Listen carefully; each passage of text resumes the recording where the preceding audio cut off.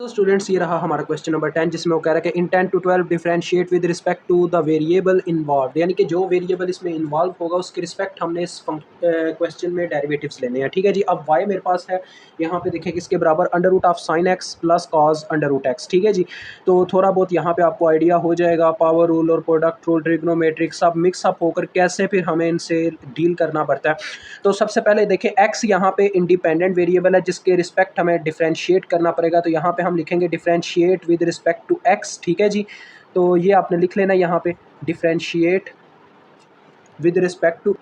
तो ये लिखने के बाद देखें क्या होगा जी, यानी कि y का derivative with respect to x यहाँ पे स्टार्ट हो जाएगा d over D x of y bracket में आ जाएगा, और इस तरफ भी डी ओवर डी एक्स, आगे y की जो इक्वेशन है वो पुट हो जाएगी, देखें sine x plus cos under root x. अब क्या होगा जी, डेरिवेटिव इन दोनों से अलग-अलग हो जाएगा, यानी इस तरह से नेक्स्ट स्टेप में होगा d Y over D x is equal to. अब ये देखें डेरिवेटिव एक तरफ तो इसका आ गया, अब साइन एक्स का अंडर रूट है यानी कि साइन एक्स की पावर 1/2 है। ठीक है जी। तो कुछ बच्चे यहाँ पे गलती करेंगे, वो जो मिस्टेक है वो मैं यहाँ पे वेरीफाई कर दूंगा, टेंशन लेनी एक तरफ ये है। अब ये क्वेश्चन बहुत नाइस है, मेरे अकॉर्डिंग बनाने वाले की सोच बहुत हैवी लेवल की थी। अब ये अंडर रूट एक्स सिर्फ एंगल का है, तो यानी ये आ जाएगा 1/2 इसके ऊपर। अब बच्चों ज़रा गौर करना है, यहाँ पे बच्चे गलती क्या करते हैं वो मैं बताता हूँ कि जब यहाँ पे वो डेरिवेटिव लेंगे वो पता क्या करेंगे, वो डायरेक्ट साइन का डेरिवेटिव लिखने बैठ जाएंगे, sine is equal to cos x, but not, ये चीज़ ठीक नहीं है, डैट इज़ नॉट करेक्ट। आपको क्या करना है, आपको पहले पावर रूल लगाना पड़ेगा, बिकॉज इसकी एक पावर है तो पावर रूल लगेगा। पावर पहले देखें, आपको पता है जैसे लगता है कि पावर पहले पीछे आएगी, फिर जो अंदर वेरिएबल है उसकी पावर में से एक कम कर दिया जाएगा जो कि रूल कहता है। फिर देन आपको पता है इसके बाद क्या कहा जाता है कि जो यहाँ पे पावर रूल जिस फंक्शन के ऊपर लगा उसका अलहदा से डेरिवेटिव लिया जाता है। जैसे कि हम एक्स का लेते थे डेरिवेटिव, बट एक्स का डेरिवेटिव हमें आपको पता है 1 मिलता है, डेट्स वो हम इग्नोर कर देते हैं, बट यहाँ पे तो होगा ना, तो ये ऐसे आ जाएगा। ठीक है जी। देखें ये फंक्शन ऐसे चला। अब इस साइड पे आए तो यहाँ पे क्या है, अब ये एंगल का पावर है ना कि पूरे होल टर्म का। तो यहाँ पे कास के ऊपर पहले लगेगा अपना डेरिवेटिव। कास का डेरिवेटिव हमारे पास क्या होता है बच्चों, कास का डेरिवेटिव होता है माइनस साइन एक्स। तो माइनस साइन एक्स तो होगा, बट आप जरा गौर करें इसका जो एंगल है वो है एक्स का अंडर रूट, यानी एक्स की पावर 1/2। तो यहाँ पे आ जाएगा एक्स की पावर 1/2, यानी ये मेरे पास इसका डेरिवेटिव आ गया। आगे आपको पता है एंगल का अलहदा से डेरिवेटिव होता है, तो एंगल का भी डेरिवेटिव लिया जाएगा, यानी जो कि हमारा एंगल था एक्स की पावर 1/2 उसका अलहदा से डेरिवेटिव होगा। तो नेक्स्ट स्टेप में देखें हमारे पास क्या होता है, d Y over D x is equal to. अब ज़रा गौर करना है आपने, ये मेरे पास आ गया 1/2 साइन एक्स की पावर -1/2। ठीक है जी। तो इसको मुझे बटे में लेके जाना पड़ेगा 1/2 करने के लिए, यानी इसकी पावर प्लस में करने के लिए। और साइन एक्स का डेरिवेटिव क्या होता है, कॉस एक्स होता है। ये चीज़ें मैं आपको बता चुका हूँ। यहाँ पे ये सेंटर में साइन माइनस का आ जाएगा, और ये देखें साइन एक्स आ गया। अब ये था 1/2 का मतलब आप जानते हैं अंडर रूटा, चले वो बाद में लगाते तो इसके ऊपर। अब इसका डेरिवेटिव बच्चों क्या आएगा, इसका डेरिवेटिव आएगा पावर रूल लगेगा, पावर पहले पीछे आएगी और पावर में से एक घटा दिया जाएगा 1/2 -1। अब एक्स का फिर से derivative D x over D x जो कि 1 होता है वो करने की ज़रूरत नहीं है आपको। ठीक है जी। क्योंकि वो 1 नहीं आना डैट से उसको इग्नोर कर दिया जाता है। तो देखें फाइनली क्या हो रहा है। अब आप ज़रा यहाँ पे ज़रा गौर कीजिएगा, ये जो साइन एक्स है ये यहाँ पे इसकी पावर -1/2 है। अगर ये बटे में चला जाए तो साइन एक्स की पावर 1/2 हो जाएगी, यानी कि मैं बटे में इसको इस तरीके से लिख सकता हूँ 2 under root of sine x, यानी बटे में इसकी पावर 1/2 थी, 1/2 का मतलब अंडर रूट होता है, तो उसको इस तरीके से लिखा जा सकता है। और ये काज एक्स इसके साथ मल्टीप्लाई हो रहा है तो ऊपर सिर्फ काज एक्स आ जाएगा, ये चीज़ आपके सामने आ जाएगी। ठीक है जी। अब हम बात करते हैं इस साइड की, देखें इस साइड पे क्या बन रहा है हमारे पास माइनस।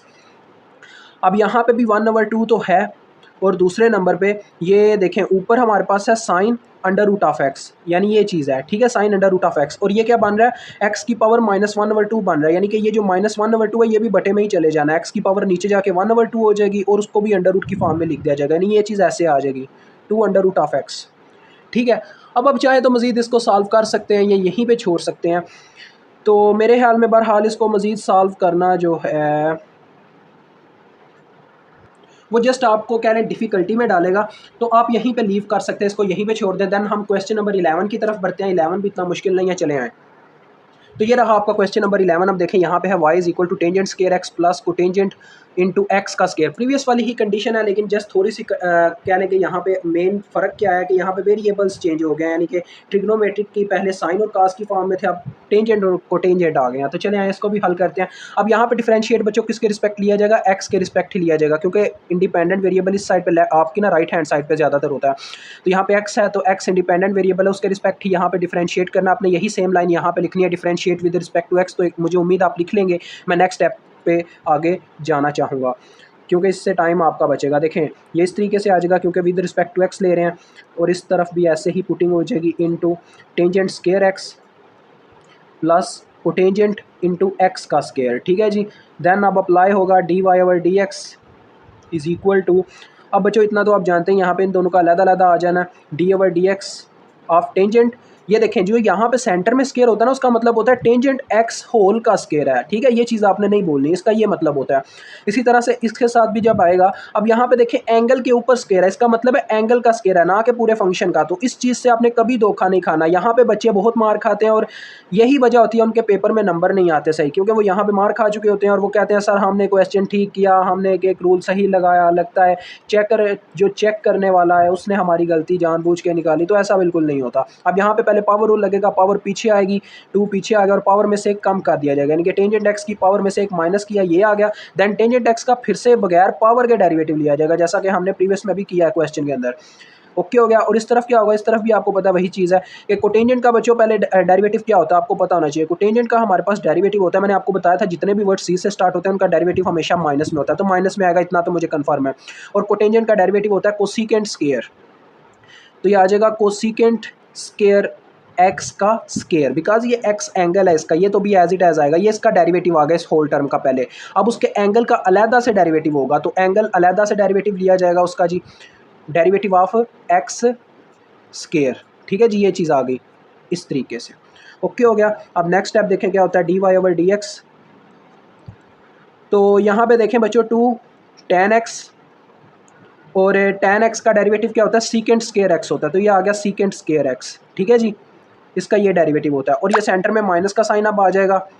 और ये ज़रा गौर कीजिएगा, मैंने आपको यहाँ पे पावर रूल लगता है वो आपको पता दिखाई दे रहा है कि इसकी पावर पहले 2 पीछे आएगी, और देन चले मैं आपको करके दिखाता हूँ, कोसिकेंट स्केयर इंटू एक्स का स्केयर। ठीक हो गया जी, ये तो ऐसे आ गया। और इसका हमारे पास डेरिवेटिव क्या आएगा, 2 पहले पावर रूल लगेगा, पीछे आएगा, और इसकी पावर में से एक घटा दिया जाएगा।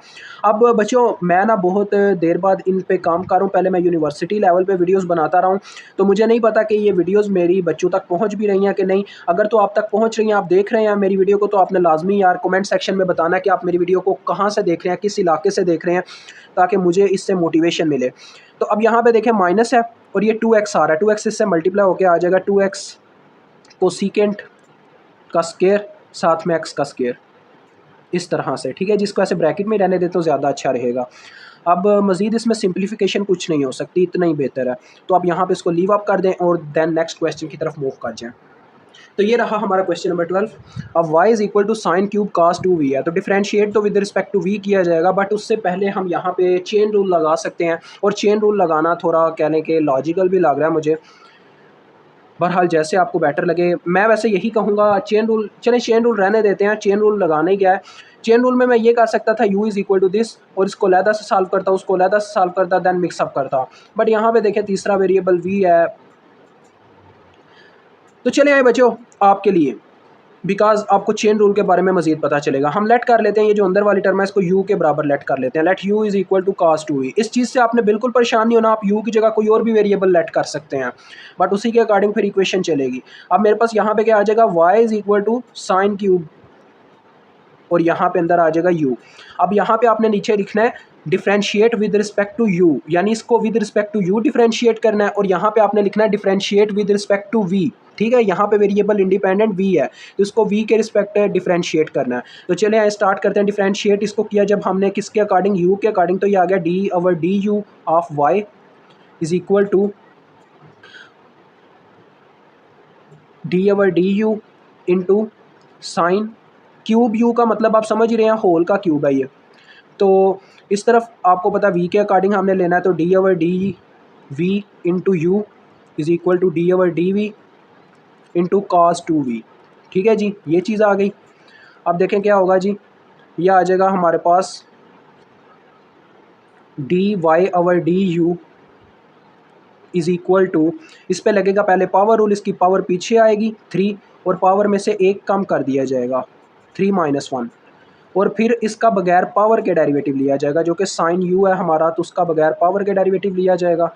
इस तरफ क्या होगा जी, ये देखें d u over d v is equal to मेरे पास आ जाएगा अब काज का डेरिवेटिव क्या होता है बच्चों, माइनस में होता है, सी से शुरू हो रहा है ना, तो माइनस साइन होगा, माइनस साइन 2v। अब इसके ये जो एंगल है इसका अलहदा से डेरिवेटिव लिया जाएगा। अब वो 2v है तो 2 एक कांस्टेंट टर्म है, उसने क्या करना है, 2 ने पीछे हट जाना और v का सिर्फ ऐसे डेरिवेटिव आ जाना, ये चीज़ होनी है यहाँ पे।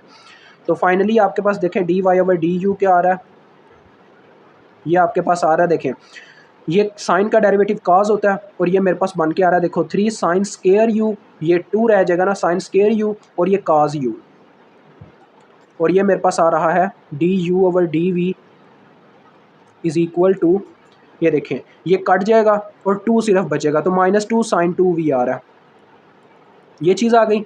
अब हम इसके ऊपर अपना चेन रूल का लास्ट स्टेप अप्लाई करेंगे। तो लास्ट स्टेप अप्लाई करने के लिए मेरे पास यहाँ पे नीचे जगह नहीं बची, तो मैं यहाँ पे अप्लाई करना चाहूँगा। ये देखें ये मेरा लास्ट स्टेप है कि मुझे जैसे कि चेन रूल कहता है कि जो टर्म आपको चाहिए वो किसके बराबर है, देखें हमें चाहिए था dy ओवर डी और उसको हमने इन दो टर्म्स में कंबाइन, यानी कि ये पहले सेपरेट कर दिया, अब इन दोनों को कंबाइन करने के लिए हम इन दोनों को अगर मल्टीप्लाई करते हैं तो हमें dy ओवर डी मिल जाएगा। आप चेक भी कर सकते हैं, देखें dy over D u multiply with d u over d v, तो आप चेक कर सकते हो डी यू से कटता है और dy ओवर डी ही बनता है।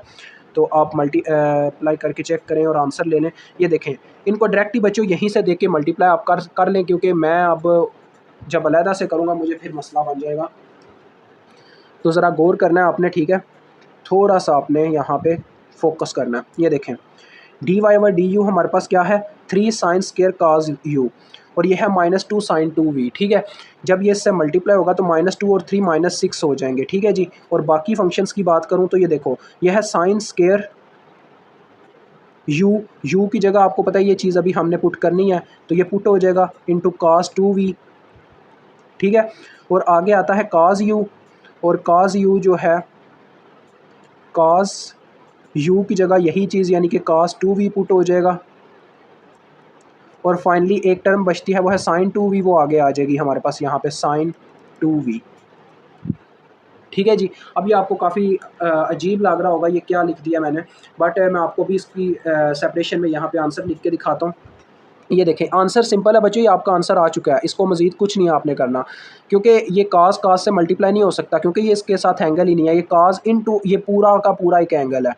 इसी तरह से साइन स्केयर इससे मल्टीप्लाई नहीं हो सकता, साइन इससे मल्टीप्लाई नहीं हो सकता, ये सारा चक्कर है। तो आंसर आपका ये है, ये देखें मैं आंसर यहाँ पे लिख रहा हूँ, आपका आंसर आया -6 sine square cos 2v then cos into cos 2v और फाइनली साथ में sine 2v, this is your answer, ठीक है। ये आपका आंसर है इस 12 क्वेश्चन का। अब हम करते हैं इसका 13 क्वेश्चन जो कि एक अलग टर्म में चले आए, उसकी तरफ भी चलते हैं। हाँ तो स्टूडेंट्स ये रहा आपका क्वेश्चन नंबर 13, जिसमें वो कह रहे हैं find d Y over D x for the following parametric equations. तो हमने डी वाई ओवर डी एक्स निकालना है इनमें से, ठीक है। फर्स्ट ये क्वेश्चन है। अब देखें अगर मैं इसका डिफरेंशिएट लेता हूँ इन दोनों का, तो ये विद रिस्पेक्ट टू टी लिया जाएगा, क्योंकि दोनों के लेफ्ट राइट हैंड साइड पे इज इक्वल टू की टाइम है, टी है दोनों इक्वेशंस में। तो मुझे d Y over D x निकालना, वो कैसे निकाला जाएगा, ये चेन रूल का ही एक कह लें कंसेप्ट बन जाता है।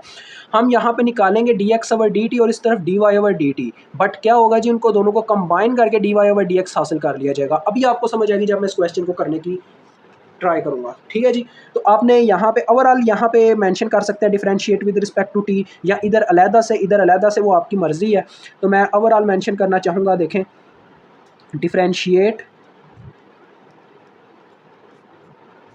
विद रिस्पेक्ट टू टी, ठीक है जी।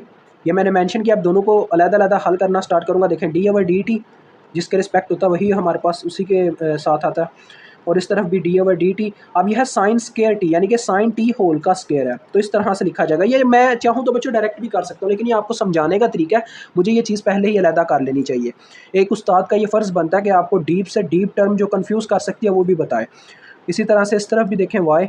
अब यहाँ पे क्या है, D over D T cos 2t है, यानी एंगल डबल है, पावर कोई नहीं है, तो ये चीज़ आ गई। अब देखें डेरिवेटिव जब हम लेना शुरू करेंगे इस तरफ, तो पावर रूल लगता हुआ दिखाई दे रहा है, तो पावर इसकी पीछे आएगी और पावर में से एक घटा दिया जाएगा 2 - 1, और फिर इसका बगैर पावर के डेरिवेटिव होगा, यानी कि डेरिवेटिव ऑफ साइन टी आ जाएगा। और इस तरफ बात करूँ तो देखें D Y over D T is equal to cos का बच्चों डेरिवेटिव क्या होता है, माइनस साइन होता है, तो ये आ जाएगा माइनस साइन 2t, और आगे इसके एंगल का डेरिवेटिव बगैर ये कॉस फंक्शन के, इसके एंगल का डेरिवेटिव। अब ये 2 पीछे हट जाएगा, बिकॉज 2 एक कांस्टेंट टर्म है लेकिन मल्टीप्लाई हो रहा है, तो ये 0 तो ला नहीं सकता, लेकिन ये ऐसे पीछे हट जाएगा और सिर्फ dt ओवर dt आ जाएगा। यानी हम ऐसे नहीं लिख सकते d इंटू 2t, वो 2 पीछे बाहर आ जाता होता है, तो ये ऐसे लिखा जाएगा। तो देखें फाइनली आपको दोनों का आंसर मिल रहा है, dx over dt is equal to, ये देखें क्या आ जाएगा, 2 sin t, और साइन का काज होता है इतना तो आप जानते हैं, तो ये आ गया 2 sin t cos t। इसके एंगल का डेरिवेटिव लूँ तो dt ओवर dt, वो 1 नहीं आना, तो वो करने की ज़रूरत नहीं है, ये आ गया। इस तरफ dy ओवर dt मेरे पास क्या आ गया, देखें इसकी बात करूं तो ये देखें ये आपस में कट गए और इसका आंसर आ रहा है 2 इधर पीछे मल्टीप्लाई हो जाएगा, यानी -2 sin 2t, ये चीज़ आ रही है। अब मुझे चाहिए यहाँ पे देखें ज़रा गौर करें, dy ओवर dx चाहिए, ठीक है। मैं इन दोनों से कैसे ये चीज़ बना सकता हूँ, ज़रा गौर करो बच्चों। अगर मैं ऐसा करता हूँ, dy ओवर dx हासिल करने के लिए ये जो dy ऊपर होना चाहिए ना, तो dy ओवर dt को छेड़ने की ज़रूरत नहीं है, ये एज इट एज़ आ गया। इसको मैं क्या करूं, इसको अगर मैं dt ओवर dx से मल्टीप्लाई देता हूं तो क्या होगा जी, ये देखें अगर मैं इसको मल्टीप्लाई करता हूं dt ओवर dx के साथ, तो dt से कटेगा और मुझे dy ओवर dx मिल जाएगा, और यही काम हमने असल में करना है। तो देखें हमारे पास dy ओवर dt तो मौजूद है, वो तो डायरेक्ट लिख दिया गया, ठीक है, ये काम तो डायरेक्टली हो गया। बट दूसरे नंबर पे जो बारी आती है वो ये है कि यहाँ पे मुझे dt ओवर dx चाहिए, ना कि dx ओवर dt चाहिए, तो वो मैं क्या करूँगा, देखें मेरे पास है dx ओवर dt, उसको dt ओवर dx बनाने के लिए सिंपल सी बात है यार, सिंपल लॉजिक है, ये 1 ओवर लिख दिया जाएगा, यानी ऐसे उल्टा लिख दिया जाएगा, 1 over 2 sin t cos t, ये आपका होगा dt ओवर dx, यानी कि दोनों तरफ उल्टा देना टर्म्स को, यही एक कंसेप्ट होता है इस चीज़ का, तो ये चीज़ ऐसे आ जाएगी। अब ज़रा गौर करें, 2 से कट गया, ठीक है, और आपको ये एंगल की आइडेंटिटी, डबल एंगल आइडेंटिटी याद होनी चाहिए, जो 12th क्लास में पढ़ाई जाती है, कि जो sin 2 अल्फ़ा होता है वो बराबर होता है 2 sin अल्फ़ा cos अल्फ़ा के, ठीक है जी। ये एक एंगल की आइडेंटिटी है जो स्टडी करवाई जाती है। अब देखें ये वाला 2 तो इससे कट गया, इसकी आगे आइडेंटिटी जब इस्तेमाल करूँगा तो मेरे पास आ जाएगा माइनस sin 2t था ना, तो ये आ जाएगा sin t cos t, -2 sin t cos t, ये चीज़ आ जाएगी, ठीक है। और बटे में है मेरे पास, देखें ये 2 से कट चुका, सिर्फ ये रह गया हुआ है sin t cos t, तो फाइनली आप देख सकते हैं आपका आंसर क्या आ रहा है, sin t और cos t कट जाएंगे आपस में, ये और सिर्फ आंसर आ जाएगा -2, ठीक है जी, समझ गए हो। अगर नहीं समझ आई तो देख लो मैंने किया क्या है, मैंने sin 2t की जगह ये चीज़ पुट किया, क्योंकि एंगल उसका डबल था तो उसको सिंगल एंगल में कन्वर्ट कर दिया डबल एंगल आइडेंटिटी की मदद से। तो देन यहाँ पे जब 2 sin t cos t put हुआ तो 2 बार 4 हो चुका था ऊपर, तो नीचे वाला 2 कट के ऊपर वाला 4 फिर से 2 में ही कन्वर्ट हो गया, और फिर ये sin t cos t भी नीचे वाले sin t cos t से कट गए, और ये आपका आंसर आ गया। अब हम इसका पार्ट बी करते हैं। अब ये 13 क्वेश्चन का पार्ट बी है, इसमें आप देख सकते हैं हमारे पास x और y गिवन है, एक तरफ 1 प्लस सीकेंड टी और एक तरफ टेंजेंट टी, अंडर रूट है दोनों के ऊपर। तो वही बात है, आपने यहाँ पे भी देखें वेरिएबल जो हमारे पास इंडिपेंडेंट है वो टाइम है, तो differentiate with respect to t लिखना उसी तरह से, ठीक है। द नेक्स्ट स्टेप स्टार्ट करना है, तो मैं नेक्स्ट स्टेप से ही स्टार्ट करूँगा, वो आप लिख लेना अपनी दफ़ा। ये आ जाएगा, देखें d over D t of x, d over D t of under root 1 plus secant t. अब मैं ये अंडर रूट को बच्चों ऐसा लिख सकता हूँ, यानी कि 1 प्लस सीकेंड टी होल की पावर 1/2 लिखा जा सकता है ना, तो मैं इसको इसी तरह से लिख लूँगा। इसी तरह से यहाँ पे भी मैं करूँगा, d over D t of y is equal to d over D t of tangent t की पावर, देखें क्या है जी, 1/2। ये अंडर रूट मैंने 1/2 में उनकी पावर्स में कन्वर्ट कर दिए ताकि पावर रूल लगा सकूँ। तो देखें आप जानते हैं पावर रूल जैसे लगता है, पावर पहले पीछे आ जाएगी और फिर वही वेरिएबल लिख कर, यानी कि 1 प्लस सीकेंड टी लिख कर उसकी पावर में से 1 घटा दिया जाएगा, 1/2 -1 आ जाएगा। देन उसका बगैर पावर के डेरिवेटिव लिया जाएगा, तो इसी टर्म का देखें आगे बगैर पावर के डेरिवेटिव लिया जाएगा 1 प्लस सीकेंड टी का, ठीक है जी। देन इसकी बात करूँ इस तरफ क्या होगा, देखें D Y over D T आ गया, इसके ऊपर भी वही चीज़, पहले पावर रूल लगेगा, 1/2 पहले पावर पीछे आ गई और पावर में से 1 कम कर दिया गया, 1/2 -1, और आगे टेंजेंट टी का बगैर पावर के डेरिवेटिव आ जाएगा। ओके हो गया। अब देखें D x over D T is equal to आ रहा है, ये आप जानते हैं इसकी पावर आ जाएगी -1/2, तो उस -1/2 को मैं +1/2 करने के लिए इस पूरी टर्म को बटे में ले जाऊंगा, तो मेरे पास आ जाएगा बटे में 1/2 अंडर रूट ऑफ वो 1/2 जब यानी इसकी पावर बटे में जाके 1/2 होगी प्लस में, तो वो अंडर रूट लिखा जा सकता है ना दोबारा से, तो 1 प्लस सीकेंट टी ये चीज़ बन गई। यानी ये टर्म बटे में चली गई, इसकी पावर -1/2 आई, तो बटे में जाके +1/2 हुई पावर फिर से, यानी ये चीज़ ऐसे ये चीज़ बन के बटे में आ गई थी, तो उसका अंडर रूट मैंने दोबारा से लिख लिया बटे में। अब आपको ये देखना है, ये देखें इसका डेरिवेटिव क्या आएगा। 1 का डेरिवेटिव 0 होता है, तो ये तो 0 आ गया कांस्टेंट का डेरिवेटिव। और सीकेंट टी का डेरिवेटिव क्या होता है जी, सीकेंट टी का डेरिवेटिव होता है सीकेंट टी टेंजेंट टी, ये चीज़ होती है, ठीक है। तो ये मेरे पास आ गया। और इस तरफ बात करूँ तो देखें dy/dt इज़ इक्वल टू 1/2। अब यहाँ पे भी वही बात है, देखें यार, टेंजेंट टी की पावर -1/2 आ जाएगी, उसको जब मैं बटे में लेके जाऊँगा तो टेंजेंट टी की पावर 1/2 यानी प्लस में हो जाएगी, और उसके ऊपर 1/2 को हटाने के लिए मैं अंडर रूट फिर से लगा दूंगा, यानी कि बटे में आ जाएगा 2 under root of tangent T. और ये दूसरा जो tan टी का हमारे पास यहाँ पे डेरिवेटिव है, वो क्या आना है आप सब जानते हैं, सीकेंट स्केयर टी आ जाना है, क्योंकि tan का डेरिवेटिव होता है सीकेंट स्केयर। तो ये आ गया। देन ये तो फुली सॉल्व हो गया इस तरफ वाला, अब यही सॉल्व करना रह गया। अब बच्चों ये आ गया मेरे पास, देखें dx/dt इज़ इक्वल टू आ गया, ऊपर आ जाएगा, सिंपल सी बात है, secant T tangent t divided by 2 under root of 1 plus secant t. अब मुझे क्या चाहिए, मुझे वही बात है कि मुझे तो चाहिए dy/dx। तो dy/dx का फार्मूला क्या बनेगा यहाँ पे, ये देखें dy/dx इज़ इक्वल टू, अगर ये dy ऊपर होना चाहिए ना, तो अगर ये वाली जो टर्म है dy/dt, फिर से वही बात, इसको अगर मैं इसके अपोजिट यानी कि dt ऊपर रख के और dx नीचे रख के मल्टीप्लाई करवा दूं, तो मेरे पास ये टर्म बन जाती है। तो यानी मुझे इसे dt/dx से मल्टीप्लाई देना होगा, और इसको पलटाने से यही बनता है। ये देखें dt/dx इसका क्या बनेगा, अगर इसको मैं उल्टा दूं तो ये नीचे वाली टर्म ऊपर आ जाएगी, ऊपर वाली नीचे चली जाएगी, यानी ये आ जाएगा 2 under root of 1 plus secant t over secant T tangent t, ये चीज़ आ जाएगी, ठीक है जी। तो देखें फाइनली यहाँ पे पुटिंग करने से हमें क्या मिलता है, पहले तो यहाँ पे आ गया सीकेंट स्केयर टी, ये वाली टर्म लिख रहा हूँ मैं, over 2 under root of tangent T, और इन टू dt/dx जो कि है हमारे पास 2 under root of 1 plus secant T, और बटे में है जी secant T tangent T. Okay हो गया। अब ये 2 से कटेगा, ठीक है, ये देखें 2 से कट गया, सीकेंट टी ने इसकी पावर काट दी, और फाइनली आपके पास देखें आंसर आता हुआ दिखाई दे रहा है dy/dx इज़ इक्वल टू, ये देखें सीकेंट टी यहाँ पे मल्टीप्लाई हो गया, secant T under root of 1 plus secant T, और बटे में है जी tangent T under root of tangent T.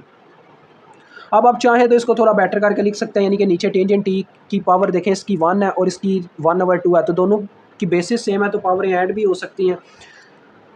तो मज़ीद ये किया जा सकता है बच्चों, ये देखें इसकी पावर 1 है और इसकी पावर आपको पता है 1/2 बनती है, क्योंकि अंडर रूट है, तो पावरें ऐड हो जाएंगी, 1 प्लस 1/2 करके आप इसको 3/2 यानी कि एक सिंपल फॉर्म दे सकते हो, secant T under root 1 plus secant T, और बटे में आ जाएगा टेंजेंट टी की पावर 3/2।